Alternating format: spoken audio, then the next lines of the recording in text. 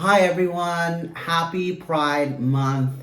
I am so happy for this month because it is not just my birth month, but it is also the month where I can celebrate myself. I can celebrate my identity, who I am, and who I love. And as I celebrate Pride, not just this month, but all days of the year, I always try to reflect as much as possible my coming out story, my coming out journey, my struggles, my challenges, and I try my best to empathize with those that may still be in the closet for their own reasons, whether they're not ready or whether it is not safe to do so.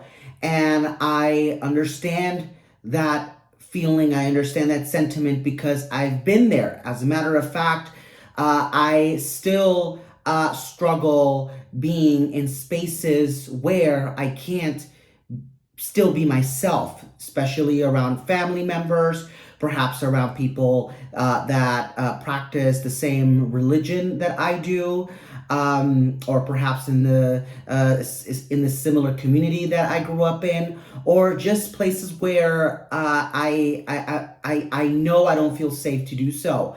And I'm talking about the U.S. I'm talking about my hometown, which is LA, California. I mean, just because it's LA doesn't mean that there are a lot of places that are still homophobic, transphobic, and that are very conservative in their beliefs. Now, when I celebrate Pride, it's not just about drinking with my friends or, going out and dressing up in colorful attire, although that's fun, although that's, like I'm being my best self, I'm comfortable in that. I do every single year during Pride Month. I do my best to remember those that fought the good battle in 1969 in the Stonewall riots, and our beloved godmothers. Marsha P. Johnson and Sylvia Rivera, that a lot of people surprisingly don't know about them, and their struggle being not just being who they are, but at the same time, being people of color. And I think that when you are, whichever identity you are, and then you're already facing marginalization, whether you're a person of color, whether you're an immigrant, whether you're first generation, whether you don't speak, the English language here in the U.S., it does come with a lot of challenges and roadblocks. So I try my best to understand that. I try my best to empathize with that.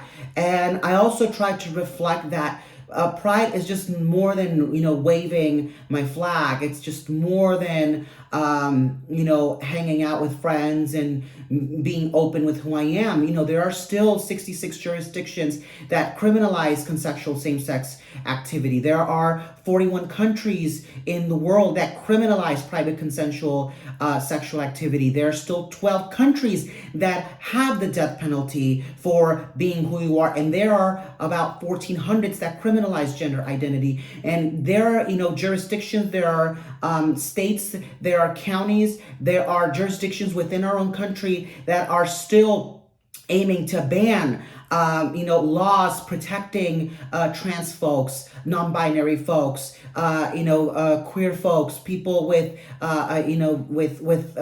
gender identities and orientations, people that that are in the closet because they don't feel safe to come out to their parents because of their background, because of their religion, because of all of that, and open and honest. with my coming out story, yes, I came out, and it was very disheartening because not everyone accepted me, and the news spread faster than fire, and a lot of people condemned me, and a lot of people tried to radicalize me into believing that I was possessed, or that I was under a demonic spirit, or that I was mentally ill or whatever.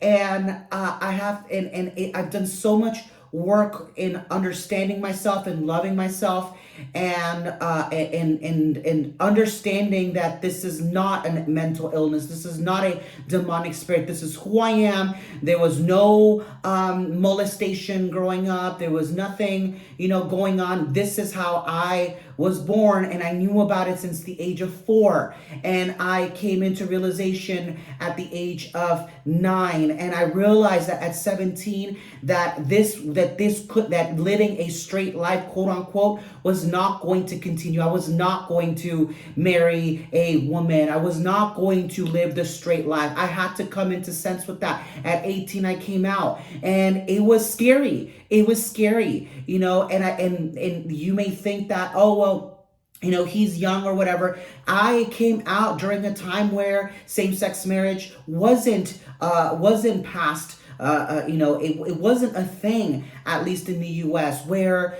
being gay was kind of, people did single you out. And so it was hard. It was hard, and and I'm more comfortable in my own skin. I'm comfortable with who I am, but there are still struggles that I have to unravel. There are struggles that I have to face with my own family, with a couple of people that from my past, and I have to do it carefully and mindfully, to the point where I am safe, where those that I love are safe, and those that I care about are not in a position where they're being jeopardized. So if you can, if you're in a safe place to do so, make sure to raise your flag, celebrate pride, celebrate who you are, because there is no one else more special than you. Happy Pride.